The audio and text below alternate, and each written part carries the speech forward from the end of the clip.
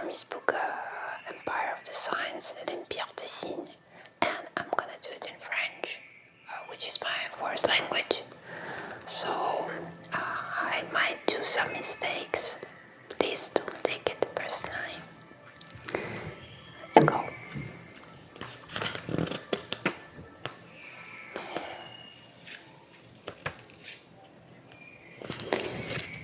Sans parole.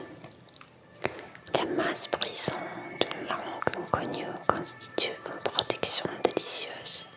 Enveloppe l'étrangère, pour peu que les pays ne lui soient pas hostiles, d'une pellicule sonore qui arrête à ses oreilles toutes les aliénations de la langue maternelle, l'origine régionale et sociale de qui la parle, son degré de culture, d'intelligence, de goût, l'image à travers lesquelles il se constitue comme personne et qui vous demande de reconnaître.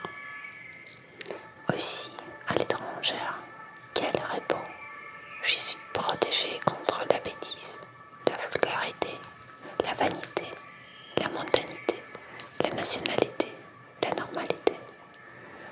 La langue inconnue dont je saisis pourtant la respiration, la réaction émotive, un moment, la pure signifiance, forme autour de moi, au fur et à mesure que je me déplace, un léger vertige, m'entrant dans un vide artificiel qui ne s'accomplit que pour moi.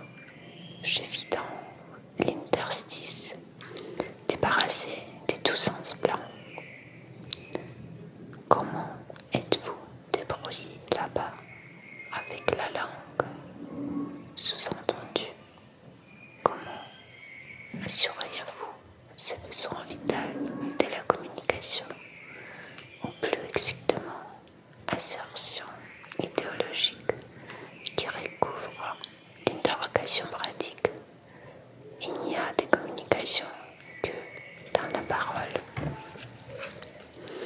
Or, il se trouve que dans ces pays, le Japon, l'empire des signifiants est si vaste, il excède à tel point la parole que l'échange de signes reste d'une richesse, d'une mobilité, d'une subtilité fascinante, en dépit de l'opacité de la langue.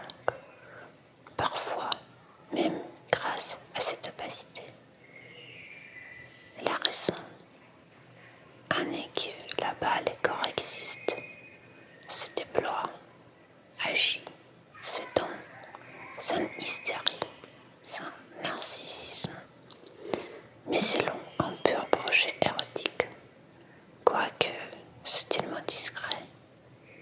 Ce n'est pas la voix avec laquelle nous identifions les droits de la personne qui communique. Communiquer quoi? Notre âme, forcément belle, notre sincérité, notre prestige.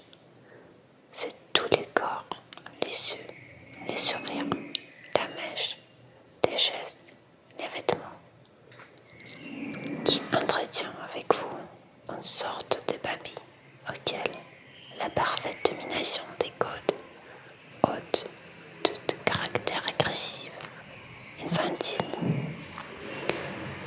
Fixez un rendez-vous par geste, dessin, nom propre prend sans doute 1 heure, mais pendant cette heure, pour un message qui se fut aboli en un instant, s'il eût été parlé tout à la fois essentiel et insignifiant, sur tous les corps de l'ordre qui a été connu, goûté, reçu, et qui a déployé sans fin véritable son propre récit, son propre texte. Baguette. Sur les marchés flottants de Bangkok, chaque marchand se tient dans une petite pirogue immobile. Ils vendent de très minuscules quantités de nourriture, des grains, kikisov, bananes, coco, mangue, piment, sans parler l'innommable. De lui-même à sa marchandise en passant par son esquive tout est petit. La nourriture occidentale, accumulée, signifiée, gonflée, jusqu'à majestueux, liée à quelques opérations de prestige, s'en va toujours vers les gros, les grands, l'abondant, les plantureux. L'oriental suit les mouvements inverses, elle s'épanouit vers l'infinitésimal. L'avenir du concombre n'est pas son entassement, son épaissement, mais sa division, son éparpillement ténu, comme il est dit dans ses haïkus, concombre coupé, son chou coulé, dessinant des pattes d'araignée. Il y a convergence du minuscule et des comestibles.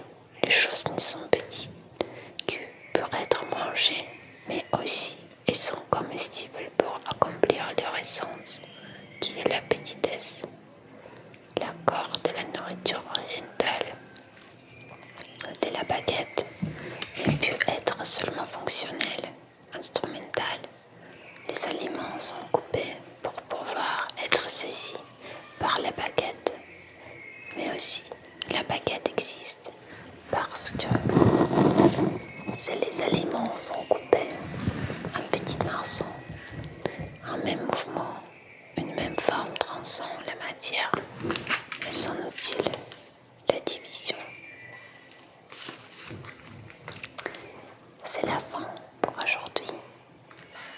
It's finished for today, but if you liked it, I might continue reading because this book is amazing. I highly recommend it to everyone who likes Japanese culture. It's a beautiful way of seeing it with the eyes of a foreigner.